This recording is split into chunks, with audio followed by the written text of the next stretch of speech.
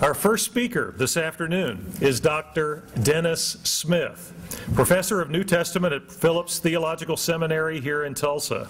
He holds BA and MA degrees from Abilene Christian University, a Master of Divinity degree from Princeton Theological Seminary, and a Doctor of Theology from Harvard Divinity School. As a recognized expert on meal customs in the early Christian world, Dr. Smith has served for the past decade as the co-chair of an international seminar on meals in the Greco-Roman world, sponsored by the Society of Biblical Literature. Please welcome Dr. Dennis Smith.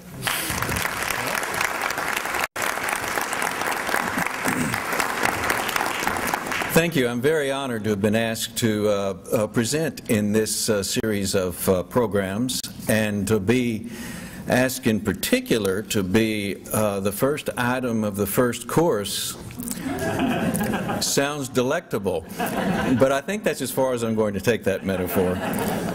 If you'll bear with me, I'm going to turn the podium around so that I can see what you're looking at on the slides and make sure we're on the same page. Now, for my presentation, I will be talking about the role of food and dining in the beginnings of Christianity.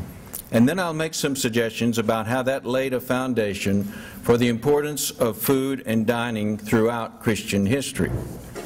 Food and dining was significant for Christian beginnings because early Christianity began as a home-based movement. They began in what we call house churches in private homes. There were no church buildings in the beginning. It took another couple of hundred years for that to develop. So in order to understand what this means for those early formations, we need to look a little briefly at what houses were like. And that's what this is supposed, there we go. Just to remind you of what some ancient Roman houses in the time of Jesus and Paul looked like from the outside. From the inside, they were designed around courtyards or atriums. All the rooms opened out from the courtyard or atrium. And the most highly decorated room in the house was most often the dining room, because that's the room where outside guests would be entertained by the homeowner.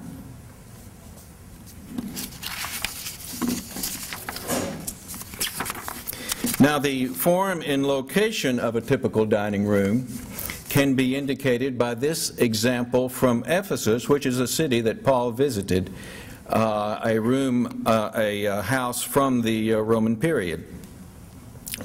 Representative of a typical house of an upper-class Roman of the day, and you'll see the courtyard to the left and the rooms opening off to the right, one of which is identified as the dining room, or by the Roman name triclinium, because of the design on the mosaic floor.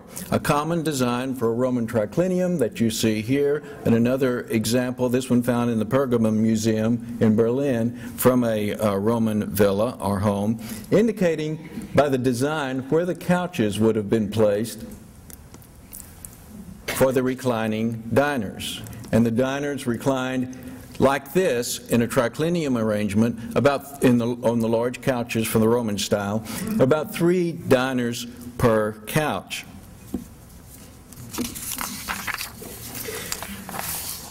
Now, the custom of reclining, which was practiced by in the ancient world for meals of significance, carried over into the New Testament, where all of the meals of Jesus are defined as reclining meals. Let me repeat that. All of them. All of the meals of Jesus in the Gospels, whenever they're described as reclining meals, which is what you would expect in ancient culture for meals of significance. For example, Jesus reclined with tax collectors and sinners in the house of Levi or Matthew, depending on which gospel you're reading. And by doing this, Jesus, following the customs of the day, was indicating equal inclusions of those types of people into the new community he is pictured as forming, as symbolized by the meal. At the miracles of the loaves and fish, found in all 4 Gospels, Jesus directed the crowd to recline in groups on the ground and to await being served, with the disciples playing the role of meal servants. In this way, Jesus, according to the customs of the day, is indicating that the meal is symbolic of community formation. When Jesus gathered with his disciples At the Last Supper, they reclined for the meal, as was customary for meals of significance, including the Jewish Passover meal, according to the evidence we have for the form that it took in that day. So Jesus' meals, as pictured in these stories told by early Christians, would have expressed the meal practices of the communities where the stories were told, and chances are these stories would have been told when they were gathered for their worship, which would have been at the dinner table. For example, in the letters of Paul, there is abundance evident that the early Christians met for worship at the dinner table, such as this text from 1 Corinthians, where the normal gathering is described in these terms: when you come together to eat. So now if we take that description of a gathering in Corinth back to our sample house from Ephesus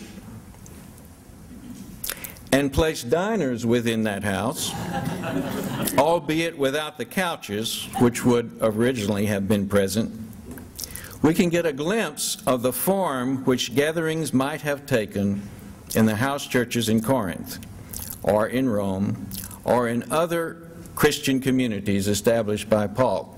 This is the image for how those of us who are working on this subject would suggest how all of the early Christian worship services that we can account for took place.